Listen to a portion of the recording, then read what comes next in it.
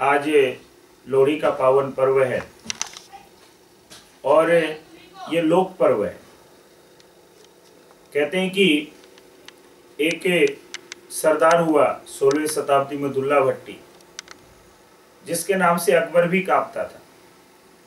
तभी कहते हैं, कहावत है कि यदि दुल्ला भट्टी ना होते तो लाहौर ना होता, और लाहौर ना होता तो सलीम कभी जहांगीर ना होता, और अकबर को भांड ना बनना पड़ता। कहने का तात्पर्य क्या है कि ये जो पर्व है, ये पर्व वास्तव में एक सच्चाई की जीत का पर्व है। कहते हैं कि उस समय मुगल सरदारों का बहुत बड़ा आतंक था और वो लोग निरंतर लूटपाट डकैतियां किया करते थे और बहन बेटियों की इज्जत से खेलते थे। कहते हैं कि उस समय जो दुल्ला भट्टी था वो उन सब के लिए एक रॉबिन हुड की छवि लेकर के आया। अमीरों का धन लूटना, गरीबों को देना और गरीब बच्चियों के विवाह उस समय करवाना, किसी इज्जत की बात आती है उसकी रक्षा के लिए अपने तन मन धन को न्यौछावर कर देना।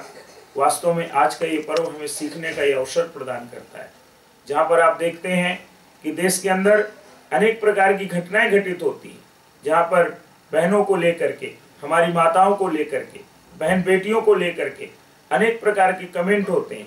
भद्दे भद्दे कमेंट कसे जाते हैं, सरेराह उनको छेड़खानी की जाती है। और हमारे देश के गद्दार नेता, जिनका कोई चरित्र नहीं है, जो वास्तव में बिल्कुल चरित्रहीन है, ऐसे नेता उन घटनाओं का बचाव किया करते हैं। वास्तव में आज के पर्व में एक कहानी समझिए और कहानी समझ करके आपको अपने अधिकार के लिए लड़ना सीखना पड़ेगा। आप देखिए, कहते हैं कि जो दुल्ला भट्टी था उसके गांव में, कहते हैं, किसान था जिसका नाम सुंदर दास था। उसकी 2 बेटियां थी, सुंदरी और मुंदरी।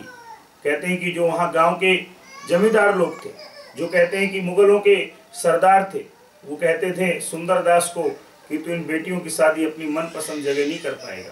उसको धमकी देते थे, उसको ठीक से जीवन जीने के लिए नहीं जीने देना चाहते थे। कहते हैं उस अवसर पे वो किसान सुंदर दास दुल्ला भट्टी के पास गया, उसको अपनी सारी बात बताई।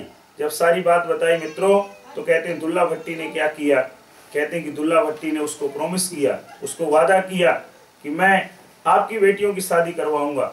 और कहते हैं कि वो गया, जिन मुगल सरदारों ने उसको धमकियां दी थी सुंदर दास किसान को, कहते हैं जा करके उन सरदारों के सारे खेत उसने जला दिए और जा करके उनकी शादी करवाई। और शादी में कहते हैं सगन में शक्कर दी। और इसीलिए आप देखिए आज का जो पर्व है, अग्नि जला करके और हम उसमें तिल की, शक्कर की और बहुत सी चीज़ों को उसमें अर्पण करते हैं और दुल्ला भट्टी के गीत गाते हैं। वास्तव में ये पर्व आर्यों की संस्कृति और विरासत का पर्व है।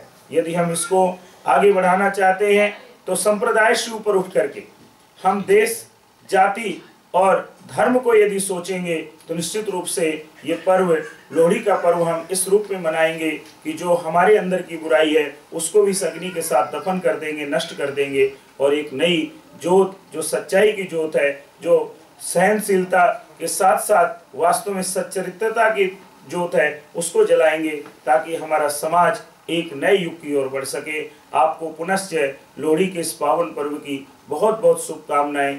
आप संकल्प करें कि जीवन में एक नई शुरुआत करेंगे। दुल्ला भट्टी की तरह जहाँ पर भी आप अन्याय देखेंगे, जहाँ पर भी अनीति देखेंगे, उसका विरोध करेंगे। ये नहीं कि कहीं भी कुछ हो रहा है, हमारा क्या है, हमें क्या होना।